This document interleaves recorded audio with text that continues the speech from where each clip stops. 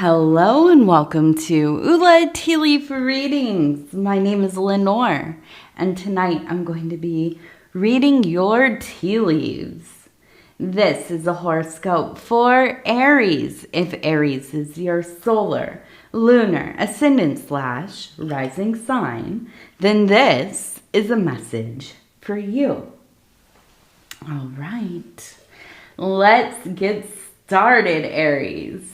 And so we have the Ace of Cups, which is all about that Holy Grail energy. It's all about that vessel of the emotional waters, the creative waters, the thing that brings life, right? Sustenance.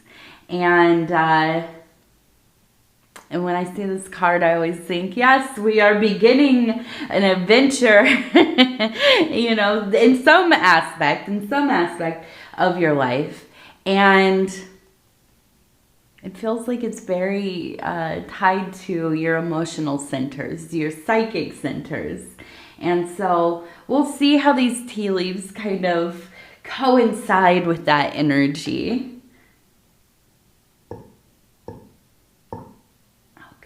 Let's see, what do we have going on here? And so I do want to say thank you so much for deciding to click on this reading. Maybe some of you have never seen a tea leaf reading. If that is the case, thank you for taking a chance. I know it seems like a strange idea, looking for answers to our questions in these, these little speckly things on this on this bowl. But I promise you, it is. It really, it's a strange thing. I've been doing it for years. Now I've done thousands of readings, and I still don't always understand how it works, but we're figuring it out, right? In somehow, some way. But if you are returning to the channel, I also want to say thank you for coming back. Welcome back. It's good to see you. All right, let's go ahead. We're going to start. The big thing, this is the big energy here. We have a home.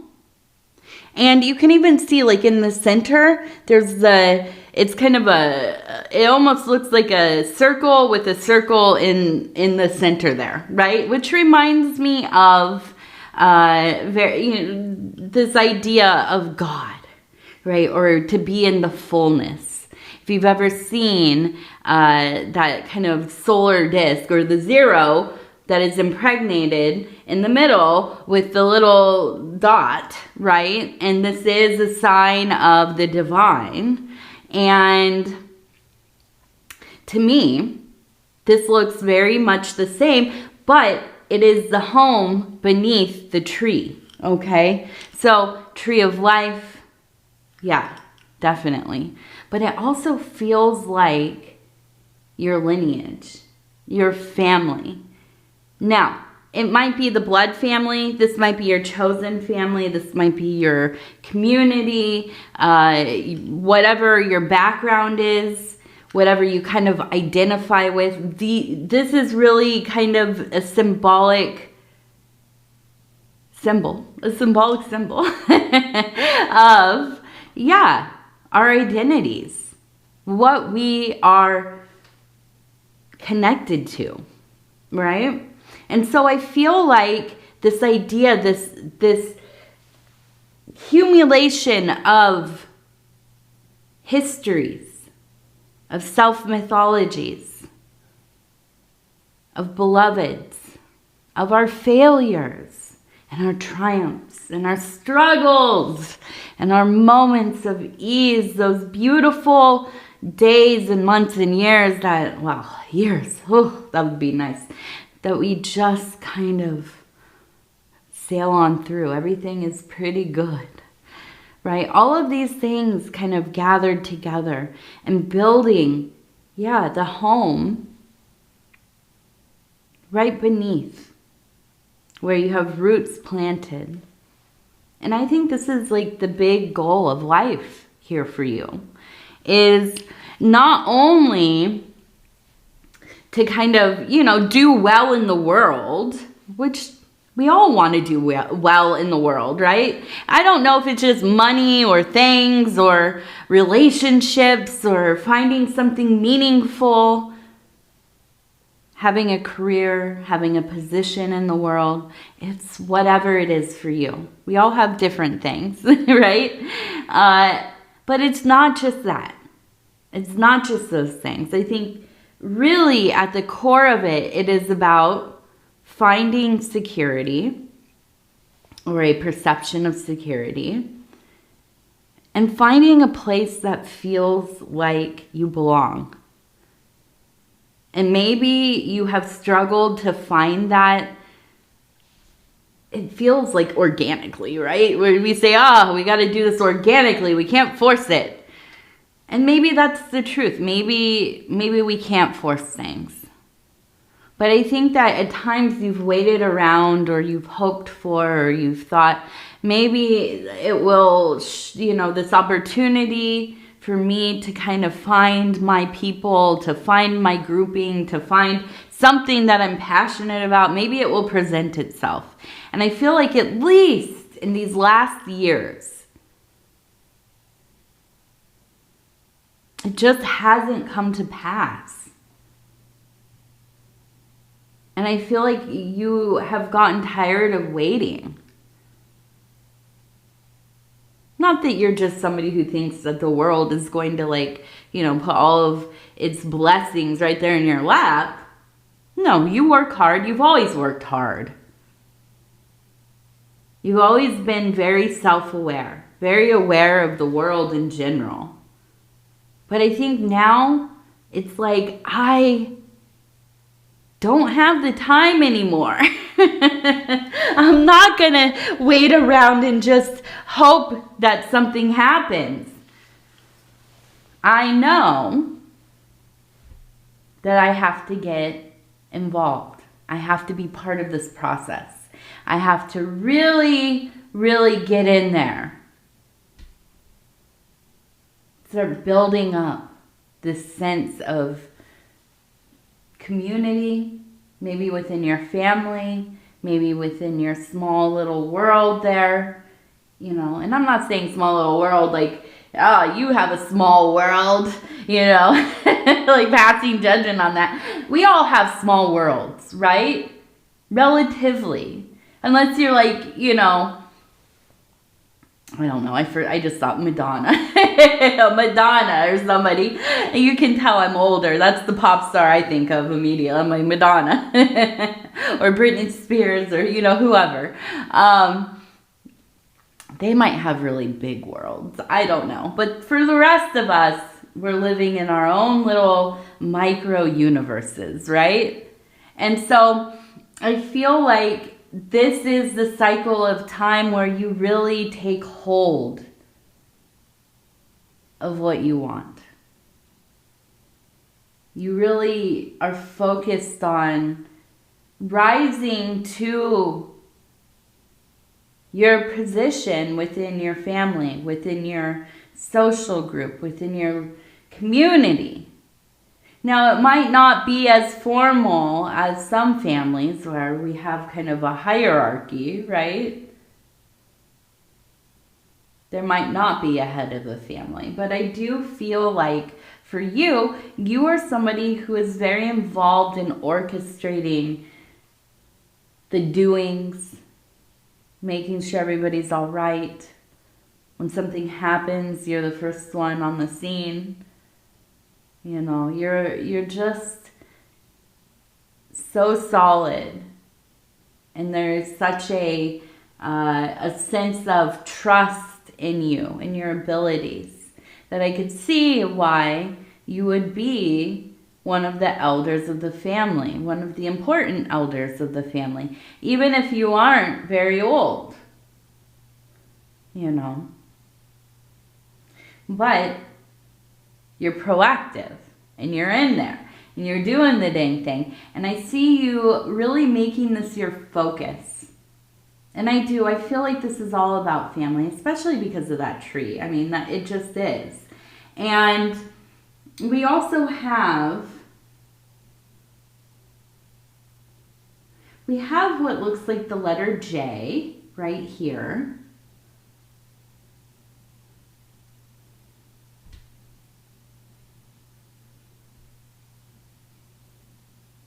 And it looks like we have, it looks like it says L-O-E-F or P, L-O-E-P, maybe.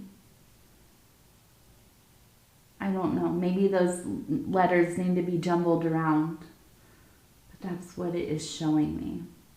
Now we also have the shovel. You can see the handle and the actual spade part of the shovel there. Money, or a fish, and we have, so that's money, fish, money. And it looks like we have a person over here. You can see kind of standing here. The house on the other, if you turn it, now it looks like a person. And it looks like we have a little chick and we have a child. And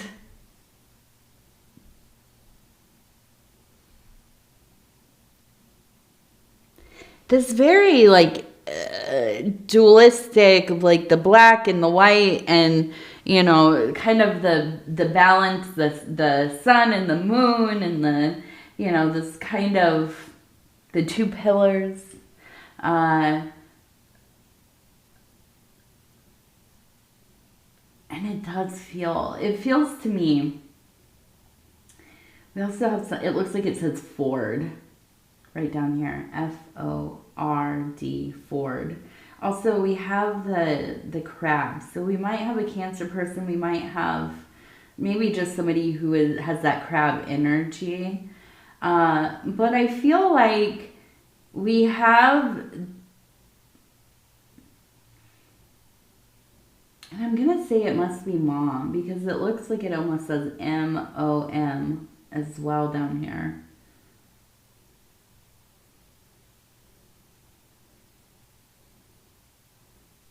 And I know, you're like, wait, you just said, oops, that part just fell. You just said, it said Ford. Well, sometimes when you turn it like this or this, they look different. And it's hard to see maybe on the video, but every way you look at it, they look a little different. Every little formation. So it can look like multiple things. But yeah, so I'm wondering if this is mom, and I feel like mom was the one that was really practical. This is the one that ran the house, the finances, maybe was a little tight with money. You know, from a young age, I feel like you were taught to try to respect the money, you know, keep a budget, don't overspend, you know, and just really save for a rainy day. I think that was a huge part of your childhood, you know, for better or worse, right? I don't know what's better, if we don't talk to kids about money and we just let them be kids, or if we're practical and we discuss how do we budget, how do we have a financial plan, this is how you know, pay your bills, all that stuff. I'm not sure. I guess I'm probably more of a person that's very open about how things work. Because I came from an era where you just didn't talk about money. You didn't ask people about money or how much they made or, you know, any of that kind of stuff. And so it was all a mystery to me, even, you know, even when I got out on my own. It took me years to figure it out. And I'm still figuring it out, let's be real. So I do feel like you had somebody in your life, and I think it's a mom or a grandmother or somebody from mom's side of the family. And I think that you learned very quickly how to be responsible, okay? I feel like you grew up fast. You grew up young. You didn't have a very prolonged childhood. And maybe this has something to do with the money in the family. Maybe there were a lot of siblings, or there just wasn't a lot of money to go around, and everybody had to be very mindful. Maybe you had to start working early. to help with the family or to support your own dreams, right? You know, I always like think when somebody's telling me, or I'm watching a show or something and they're talking about like the parents paying for college or helping buy somebody's first house, and I'm like, that is so foreign to me. I've never in my life I don't even know what that would feel like to have somebody pay for like school, right? And it must be amazing. I mean, I'm sure there are, you know, there's always stuff involved, right? From my side of the fence, I'm like, oh, the grass is very green over there, you know?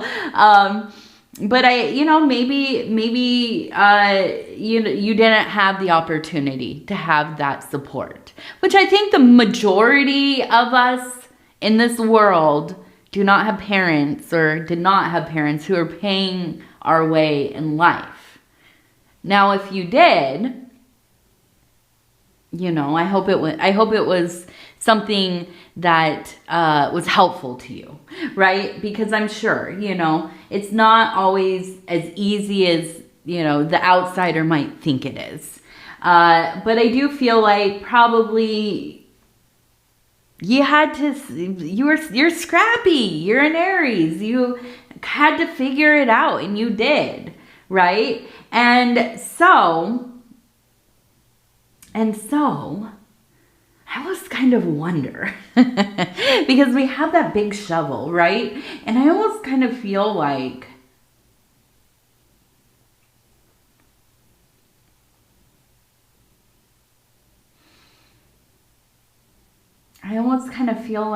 you have really gone out of your way to provide more than you were provided. Maybe you were able to help with your kids' schooling, or you were able to get them ready to go out into the world and be able to afford life, to figure out how to make money, have some kind of, you know, stable job, or going to school and finding a career that was going to support them. I feel like you were very involved in these things. You're very realistic about life. And so I feel like raising kids or being involved in younger people's lives, maybe as a teacher or a counselor, or, you know, maybe you're like the parent that all of your kids' friends came to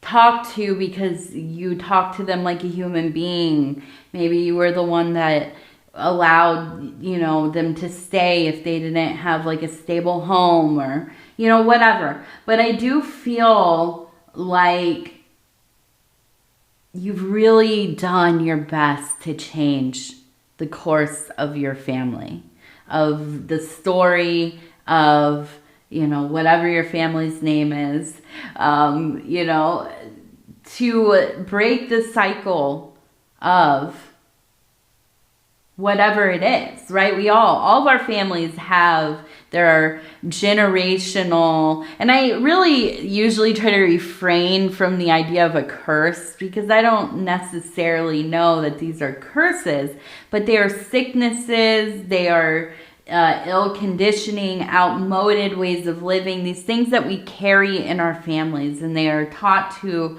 each generation through experience, through conditioning, through, you know, just witnessing these kinds of attitudes, or you know, secrecies, or just ill preparation of the younger generations. And I feel like for you, it was like, no way, we're not sending my kids out into the world, or my, you know, I'm not going to stand by and watch as, you know, these younger people in my life, my nephews, my nieces, my grandkids, go out there unprepared.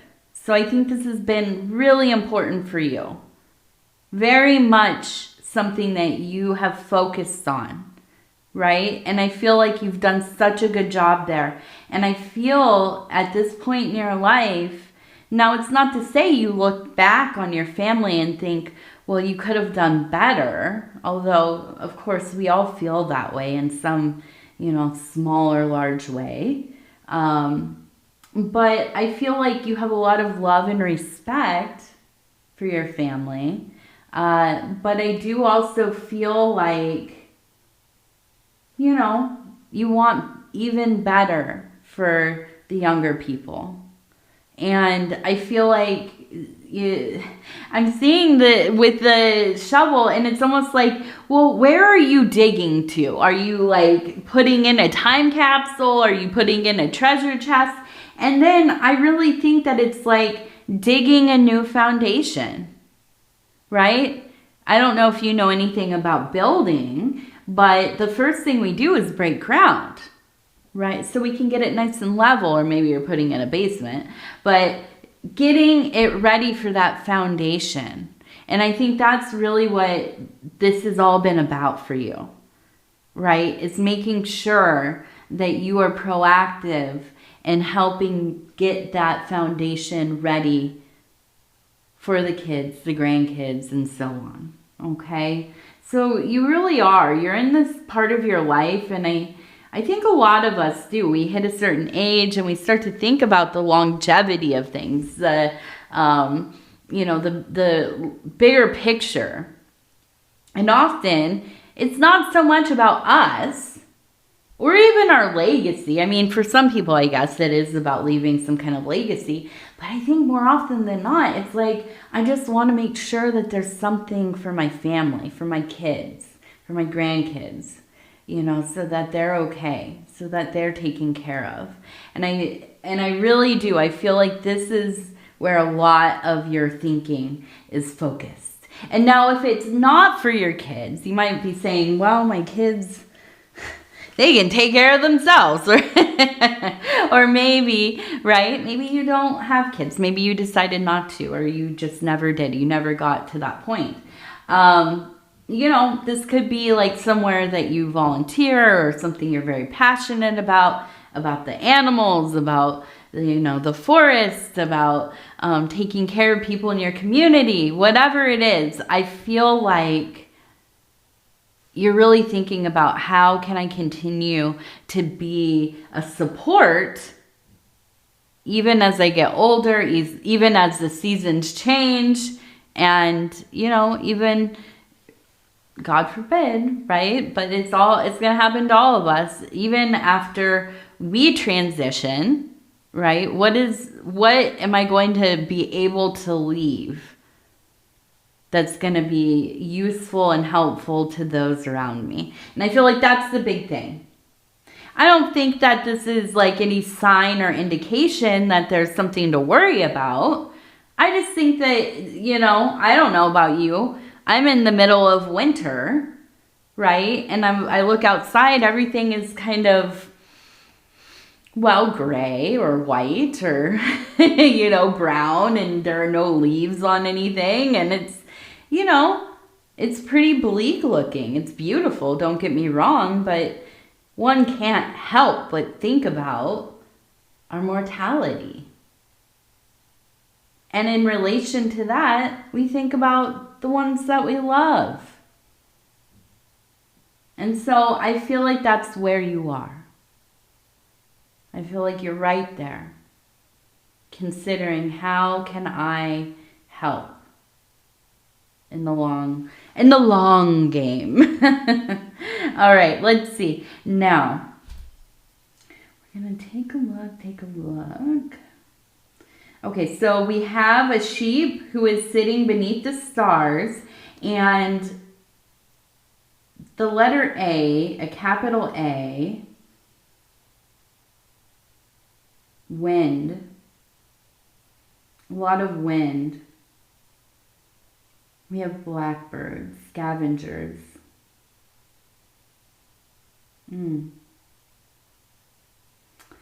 So I feel like you've had some disruptive dreams, or at least ones that are very vivid, intense.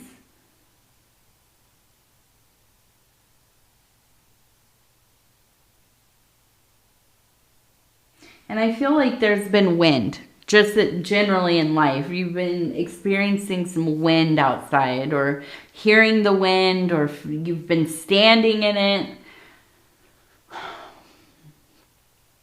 I like to think of the wind as like a purification. When I have anxiety, and I live out on the plains, I live in the northern Midwest, so a lot of flatlands and open areas, and we do get wind. We get wind often. And so when I have anxiety, if I feel like I could just scream from my very core, from my root on up, I could cry, I could curse, I could roll around in the dirt. I could, just beg the mother, the great mother, come and save me, come and show me, come and help me. Come and help me. Because I don't know what to do. I feel stuck. I feel like a failure. I feel foolish. I don't know what to do with all these wants and desires and needs and dreams and, missed opportunities and ill choices and all of this stuff. Please come and help me. Somebody, something. I go out into the wind. I go find somewhere where nobody can see me, where I'm not being witnessed as far as I know. And I stand in the wind. And well, let me tell you, I have very long hair. If you've never seen me, I'm not going to be on video, most likely ever. I make weird expressions, whatever. I'm just probably not going to be on video. Although my husband and I have been talking about doing a channel together recently and deciding should I be on camera or not? I don't know. But anyways, I go outside. I let my hair down. My hair's very long, okay? And then the wind, I get into the wind. And I feel like, I don't know if you've ever read any like Bronte or any of the sisters really, or something where out on the moors, this Victorian love story, tragedy, horror, and going out there and just letting it go. Letting the wind take everything from me. Go right through me. To pull all of that anxiety out. I can't hear anything except for the wind. My hair is flying around. My feet are cold. My fingertips are cold. But I can breathe. And I'm not thinking about anything except for where I'm at and how beautiful it feels to just be able to release. Not even purge it, throw it out. It's just taking it.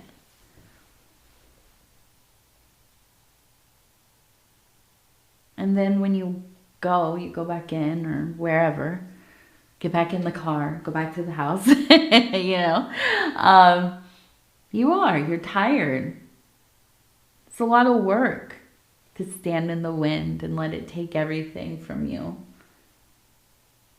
And you sleep, and you dream. Maybe these will be the newest dreams you've ever had.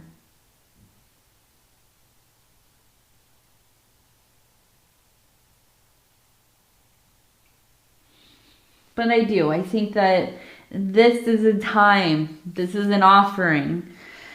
The winds. So, I don't know, give it a try. If you have some wind and you have some anxiety or any other emotion, anger, rage, sadness, grief. Maybe you're like me, you just like to sometimes feel bad for whatever reason, it just happens.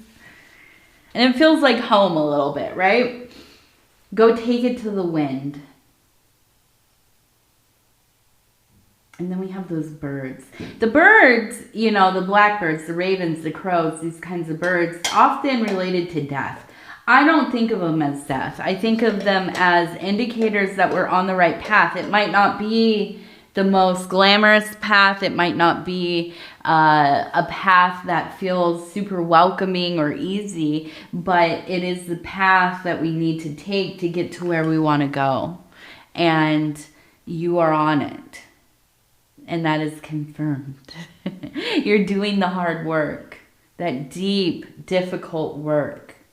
And, you know, maybe it's been popularized a little bit more, the self-help, the spirituality, you know, the self-development, all these kinds of things. It is not pretty. Very rarely is it very beautiful looking, right? It can feel very beautiful, but it is messy. It is messy. At times it is violent. It can be very sad. It can feel quite oppressive or stifling or, you know, like there's no movement. I'm stuck. But you're not. You're doing the work. Somebody has to do it. Some of us have to do it. Are we wasting our lives doing it? Are we torturing ourselves? Maybe. I don't know. But I can't imagine living any other way.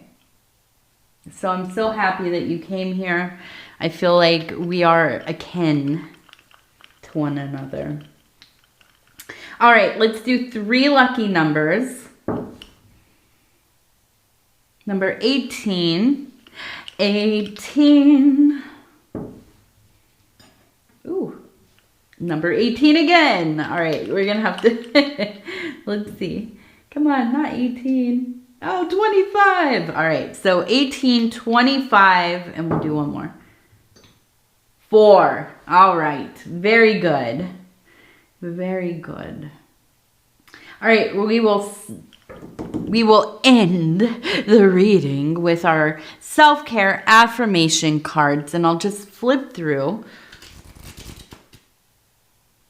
Oh, no, that one. That one feels right.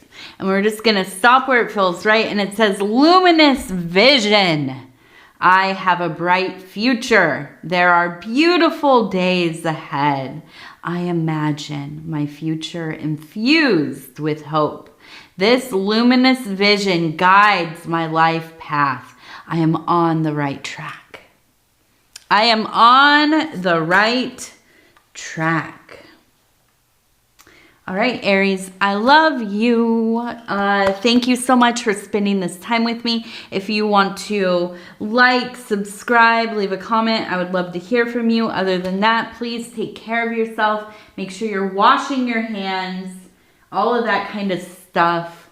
There's so many germs going around right now. It's wild. I haven't been sick in a week and a half. So I'm super happy about that. Knock on wood, it continues. If you watch our readings, my husband or I, you know, we're often catching stuff from our preschooler. She's always bringing home the germs. Plus, we have all these other activities we do where we're around a lot of kids and stuff. So my goodness, nobody told me that it was going to be so much like getting colds and getting flus and stomach bugs and oh my goodness. So I just want to remind everybody, wash your hands. All right, Aries, I love you. I love you. I love you. Take care of yourself. We'll talk soon. Good night.